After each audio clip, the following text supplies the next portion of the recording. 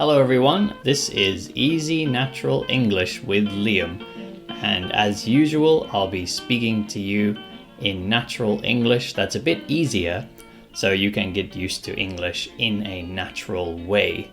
And today I thought I would talk to you a bit about bedtime routines, or how we go to bed at night, because it's something that we all need to do and we all do it differently.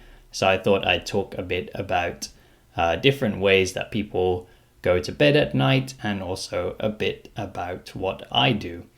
So there's lots of different ways that we relax in the evening. I think some people quite often like to eat certain things or drink certain things before they go to bed. It's kind of a bit of a routine that we get into. Personally, I like to drink herbal tea before I go to bed. I often drink something like chamomile or rooibos, or any kind of herbal tea. So I usually have dinner not too close to bed, because I find if I eat dinner close to when I go to bed, when I get into bed, my stomach feels very full and it's hard to go to sleep. So I usually try to eat dinner a bit before I go to bed, usually like 7 p.m. or like 8 p.m. at the latest we have dinner. And then, my wife and I, we usually drink tea after dinner. So it's not a very exciting routine. Perhaps we're not very like party people, or maybe some people like to drink alcohol to relax. I think there's quite a lot of people who, when they finish work, they like to drink beer or drink wine or something before they go to bed, which perhaps helps us to relax. But personally, I feel like it's a bit of a bad routine, because if you start depending on alcohol to go to sleep at night, then it means you can be drinking alcohol like every day, and that's probably not a very good routine. Sometimes I like to drink alcohol, and it usually does help me to relax. I can usually go to sleep quite easily if I've had a few glasses of wine or something, but I don't think it's a very good quality sleep. I think, you might go to sleep easily, but in the morning, perhaps you don't feel so refreshed. Perhaps, it's not a very good routine. So how about you? What's your bedtime routine? Do you like to eat something or drink something? If you're on the YouTube version of this episode, then please comment and let me know what you do. I'm interested to hear what people do, and if there's like a particular routine perhaps that you have in your country that's different from other countries. But I don't know. Something that I usually do as well is I always like to read before I go to bed. Some people, like my wife, look at their phone before they go to sleep, but a lot of things on the internet, or a lot of science says that if you look at your phone, or if you look at any screens before you go to sleep, if you're looking at your computer screen or your tablet screen or your phone screen, that it releases a kind of blue light that causes a similar reaction in your body to sunlight. So if you're looking at this kind of light from your phone, then our minds get confused and our body thinks it's like daytime. So it releases some hormones in the body. Hormones are these kind of chemical signals in the body. So your body releases these hormones that say, hey, this is daytime, you should wake up. So it can stop us from going to sleep, and it can also make us have bad quality sleep. So even if you get to sleep, your quality of rest will not be so good. So I like to read on paper before I go to sleep. I usually try to read books, or sometimes comics. If you've been listening for a while, you'll know that I'm studying Japanese and always trying to read in Japanese. So at the moment, I'm reading a book called Konbini Ningen, which means like human, like a convenience store human. So it's a story about a girl working in a convenience store, and I think the point of the story is just to make us think a bit about how we treat people who work in the service industry, because sometimes when people work in shops or restaurants, perhaps people don't always respect them, and it's kind of a fictional story, but written by a woman who really did work in a convenience store.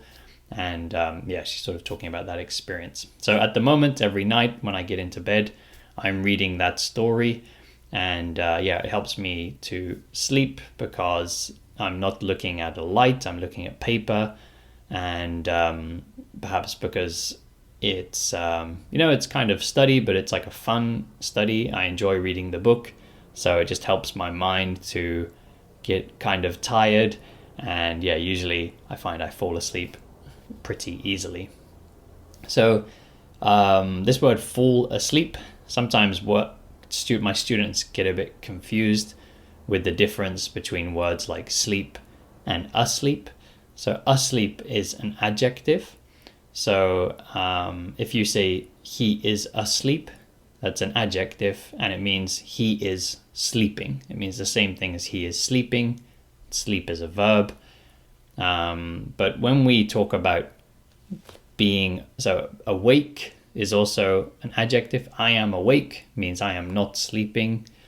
And when we go from awake to asleep, we usually use the word fall asleep. So fall asleep means, go from being awake to being asleep. So at night we fall asleep. And when we use the word fall asleep, it's usually something that we're not really controlling. It's kind of unconscious. It's something that just happens to us. So if I'm boring you now, you're listening to this podcast, perhaps it's not a very exciting episode, you might just fall asleep, which means like not on purpose, just sitting there, and then boom, you fall asleep. When we use go to sleep is more like a conscious effort, like I want to go to sleep. So, if I'm in the living room and I'm feeling tired, I might say to my wife, come on, let's go to sleep. Let's go to sleep. Like it's a conscious effort. I'm saying, let's go to bed. Let's brush our teeth. Let's get in bed. Let's go to sleep. And then when you get to your room, you try to go to sleep, and eventually you will fall asleep. Which, like I said, fall asleep is something that you can't control. It happens to you, but you can try to go to sleep. It's a little bit confusing, but usually if you try to go to sleep, usually you cannot fall asleep. Usually you can't get to sleep. It's maybe you've had this experience when you need to wake up early in the morning. It could be for work, or it could be because you have a flight in the morning, you need to travel or something, although nobody's traveling now because of the pandemic. But usually, you might need to wake up especially early to travel. And so you really want to go to sleep. You get into bed maybe even early, and then you sit there thinking, come on, go to sleep, go to sleep, go to sleep. And, we just cannot do it. We cannot fall asleep. Usually the best way to fall asleep is when you're not trying to go to sleep. So you're trying to watch a movie. Perhaps you're tired, but you really want to see the end of the movie. So you're trying to stay awake to watch the movie, and then you just fall asleep. It's kind of strange, but trying to go to sleep usually makes us stay awake. It's a very difficult process. So something that I do when I cannot fall asleep, like if I get into bed and I think, okay, now is time to sleep, turn off the light and I can't sleep.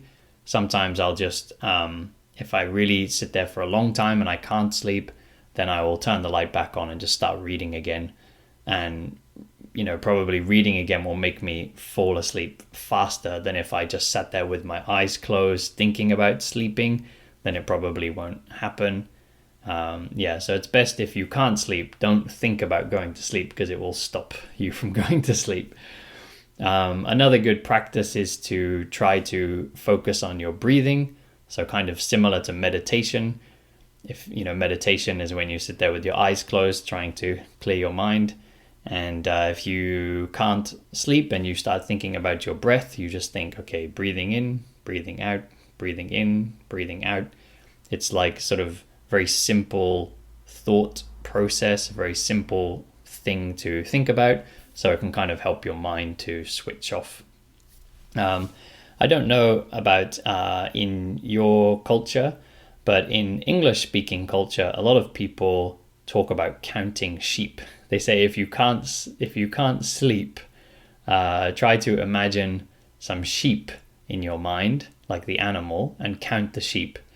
I don't know where this came from, and I don't think anybody really does it. It's kind of just a joke that people talk about. But yeah, sometimes you might hear people say, oh, have you tried counting sheep? Yeah, I don't know where that comes from. If you've seen some Mr. Bean episodes, perhaps you've seen him do it. There's like a funny episode of Mr. Bean where he's trying to sleep, and then he gets a photo of lots of sheep, and then he kind of counts them, just like 1, 2, 3, 4, blah, blah, blah. And then he gets his calculator and he calculates the total, and then as soon as he sees the total, he's like, oh, poof, and falls asleep immediately because he has managed to count the sheep successfully. It's kind of, yeah, just a stupid joke. So like I said, I don't know if anyone's really counting sheep to try to go to sleep. It's just some culture that's come from somewhere. How about in your country or in your culture? Do you have a particular trick to fall asleep? Yeah, please let me know in the YouTube comments. So today I'm going to wrap it up here because I don't really have much else to say about going to sleep. It's probably not the most exciting topic. I hope you're not falling asleep listening to me. Just an idea I had. But as always, please let me know if you have any requests for topics that you'd like me to talk about, because it's quite hard for me to always think about different things to keep talking about. So please let me know. Please comment on the YouTube video and let me know what topics you want me to talk about, because it's hard for me to keep thinking of them. So please request some comments, request some topics. So anyway, big thanks to my Patreon supporters. I really appreciate your financial support. It really helps to keep me motivated because, making all these episodes takes a lot of time. So it's nice to get a little bit of reward in return. Also, thanks very much to anyone that's used my Buy Me a Coffee page.